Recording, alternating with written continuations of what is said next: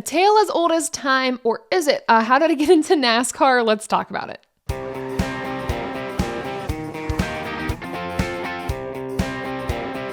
Hey everyone, my name is Taylor Kitchen and welcome to Above the Line, where we talk NASCAR and motorsports pretty much all the time. I've gotten a lot of comments on TikTok, Twitter, Instagram, YouTube, you name it. I've gotten the comments, how did I get my start in NASCAR? How did I get to where I am today career-wise? And I figured I'd update this video. I did one a while ago, but I'm going to update it and tell you all kind of the process of how I got to where I am and what got me into the sport. As always, make sure to like this video and subscribe to the channel for more great content. But let's start at the beginning, and it all starts with my grandma, or my mama as I call her. She was a fan of NASCAR since the early 2000s, and her driver was Dale Jr. And literally every single weekend we would go to their house. It would be TV is off limits for us. It is race weekend. We are not watching anything besides racing. And my month-year-old, whatever self to my 15-year-old self was like, I don't care about racing. I don't care. I love the Cars movies that got me into racing in a way, but I never connected the dots that racing is a real sport. I just saw cars and I thought it was super cool. So it wasn't until I was 16 that I actually sat down and watched an entire race. I'd seen bits and pieces before, but nothing that I can remember. But 2016, I sat down and watched the Texas night race, the Xfinity race that Kyle Busch won with my grandma. And at that point, I was like, okay, NASCAR is actually pretty cool. I'd heard the stereotypes. I heard the stereotypes of the community that, oh, they're just in circles, it's boring. And I believed that for so long, and I regret that I did, because that race kind of got me hooked in a way. The two drivers that I really paid attention to in that race were Elliott Sadler and Chase Elliott, and they were talking about them quite a bit in the broadcast. So I was like, okay, I guess these are the drivers that I need to pay attention to moving forward. And so Chase Elliott became my first driver, and as I got more into the Cup Series the following year, and we'll get to that, Ryan Blaney then also became one of my favorite drivers. So I was cheering for the young guns, I guess, coming into the sport. So 2016, I was just kind of dipping my toe in the water of NASCAR, trying to figure out what it's all about, figuring out the rules. And that's when I started to get on Twitter, and I got a little obsessive. Usually when I get into new hobbies or new things, I'm very obsessive in nature. So I would talk about NASCAR all the time, 24/7. So that's how I started to kind of build my community, because nobody in my hometown talked about NASCAR. We are a small bubble. We just, that's not everyone's cup of tea where I'm from. So it was kind of only me. And at that time, my sister was into NASCAR as well. So we kind of shared that bond with my grandma. And then in 2017, I had the chance to go to my very first in-person race at Kentucky Speedway. My grandparents had gone there since the track had opened and the Cup Series went there.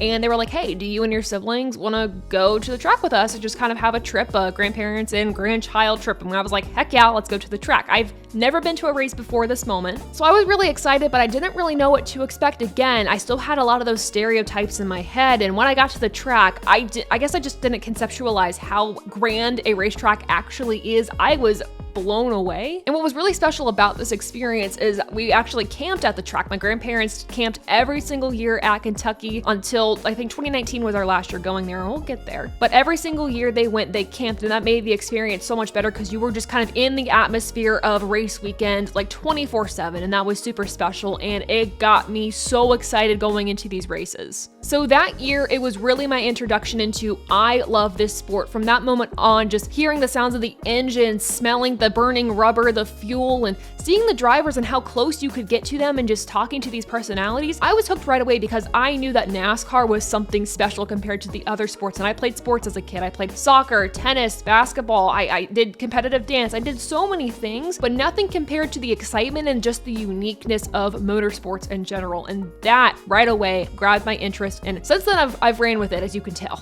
For the rest of 2017, I really spent that time just building up my social media presence, building up a community, or at least trying to fit my way into a community so I could talk about racing with other people. So 2018 rolls around. I've built up a social media presence at this point, and I've caught the eye of the NASCAR Xfinity Series social page. And when the time came around to go to Kentucky Speedway, they reached out to me via DM on Twitter, and they're like, hey, we see that you really like NASCAR. Do you want pit passes for your family and you for this race? And my grandma thought it was a scam. I didn't. We went back and forth. Finally, I took it upon myself to just accept these regardless of the situation. They had a check mark on the account, so I figured it was good. fun. And to my delight, we were set for the entire weekend. We were in the pits the entire weekend. It was one of the best experiences, and because of that, I knew I wanted to be part of the sport in some way, shape, or form in a bigger way than just a fan. I didn't know where I fit into the industry yet. I didn't know what I wanted to do. I knew I liked to tell stories. I knew all these other things about me, but I was like, how the heck does this fit into NASCAR? But that was one of the best experiences of my life, and it opened my eyes to a whole different world. In a very full circle way, I actually met the gentleman who gave me those tickets at Charlotte Motor Speedway for the Roval race this past year. And I was like, this dude, he changed my life. Without him giving myself and my family those pit passes, one, a great experience for the family, two, I would not be where I am today knowing that I wanted to work in the sport. So I owe my career to this guy. So that was that summer of racing. And then I went into my freshman year of college in August. And I was starting off as a film production major, because I knew I liked to tell stories. I just didn't really know kind of where I wanted to do it, how I wanted to do it. I'd done some film classes in high school, and so I was like, this is probably the avenue for me. But what's also true about myself is I don't like watching movies. So I started off that way on a whim, and I learned a lot, but I eventually ended up changing my major many times, and we'll talk about where I landed in a few minutes. But during that time at college, I was trying to figure out, how do I meld my passion with racing? And I just didn't know how to do it. So I got done with my first semester at the end of 2018, got a lot of gen eds out of the way, and in 2019, the NASCAR obsession was still going full steam ahead. We went to Kentucky Speedway again that summer. That would be our last time at the track before COVID hit, and then it closed down. And 2019 was a crazy and life-changing year for me. I made a video about it when I talked about my POTS diagnosis, so if you want to learn more about that and you're like, what the heck is POTS, go watch that video. It will be linked in the description as well. And it kind of turned my life upside down, and I left school, and it gave me a chance to focus on NASCAR 100%. That was what kept me going. So 2020 comes up, and we all know that is a rough year for everybody. Because NASCAR was one of the only major sports that was around to start the year, that was my main focus. A lot of my main focus at that point as well was my health. I finally got my health diagnosis. I was trying to get my life back, trying to get healthier. And because I was so sick for so long, I was just getting back into doing online classes. I was kind of reflecting on my life, and I'm like, what do I want to do? What am I passionate about? This is my time to kind of change the course of where I was going in life. And so in 2021, when 2021 hit, I started my show Above the Yellow Line. I started the show for a few reasons. I loved the online Twitter community. Of course, it's a little toxic sometimes, but I loved the community that I was able to build and the communities that I put myself in. But I wanted to kind of build my own thing and have a community in a bigger way, to where I'm talking face to face with you all. I wanted something more collaborative. The other thing I wanted to do was offer a new fan perspective. I'd seen so many people that have been lifelong fans making NASCAR content, talking about the same stuff, and I just wanted to be a little different. I also didn't see any females in the sport doing YouTube videos like I wanted to do at the time, and whether that was actually happening or not, I just didn't see it, even though I searched and searched and searched. So all around, I wanted to give a new and fresh perspective on the sport from my point of view. With that came a lot of learning, a lot of question asking, a lot of researching, but we got there, and at that point I was so invested in the sport that I knew very well how the current state of the sport was running, and I felt like I could really take that and run with it. Also in 2021, I told you all I changed my major several times, and I finally landed on journalism with a specialization in broadcast. And thankfully my school was able to be flexible with me. We were able to form our minors if we wanted to. So my minor was sports issues and media management, that also had some marketing classes in there. So all in all, my entire degree really helped shape what I'm doing right now and gave me some professional skills to add to what I'm doing right now. So 2021, we start off with a audio only podcast. I changed to video as well, and I'm using like a really old 2012 DSLR camera. So as the year rolled on, I think the quality of the shows were getting better. My editing skills were getting better. I was trying to work on audio and trying to get my audio better. Overall, I was just trying to get better over 2021 to build something that I was truly proud of. I was doing some interviews with drivers. I was a guest on some other podcasts, which was wild to me. Also that year, I would be crazy if I didn't mention this, but I was asked to be part of the podium finish with Rob Tiongson. He had followed me on Twitter and saw what I was able to do, and he asked if I wanted to write for their website, and I said yes. And that really helped get me into a professional space within the sport and gave me actually the opportunity the following year in 2022 to work at my first race. So if there's anything you learn from this video, it's seek out opportunities, take opportunities. You never know what you're gonna run into, but I am glad that I started off with the podium finish because it really led me to and gave me the experience I needed to get to where I am today. It kind of was the foundation of working in the industry in a professional way. So that's it with 2021. 2022 rolls around. around, and it's supposed to be a bigger and better year for Above the Yellow Line. I'm still working with the Podium Finish at the time. I'm continuing to build my brand. And around April, I get a DM from Toby Christie, and he's like, hey, like your content, give me a call. And I'm like, oh. And I'm like, all right, cool. And I've been following Toby's work for years prior. Since he started his website, really, I'd followed him on Twitter prior, but that's where I got a lot of my NASCAR information outside of the Podium Finish. So when he reached out to me, I was like, oh crap, all right, better take this call and better call him. So he liked my content enough, even though the quality wasn't totally there and everything like that. He wanted me to put content on his YouTube channel, and I said yes. I mean, it was a no-brainer conversation. It was an absolute yes to that opportunity. And obviously today, as I'm recording this, I am still working with Toby, one of the best decisions I have ever made. And around August of that year, I got the opportunity to work with AT Racing Development, Austin Terrio's driver development program, to build their media program from the ground up. And this is something totally new that I have never done, but through a mutual friend, the opportunity kind of came my way.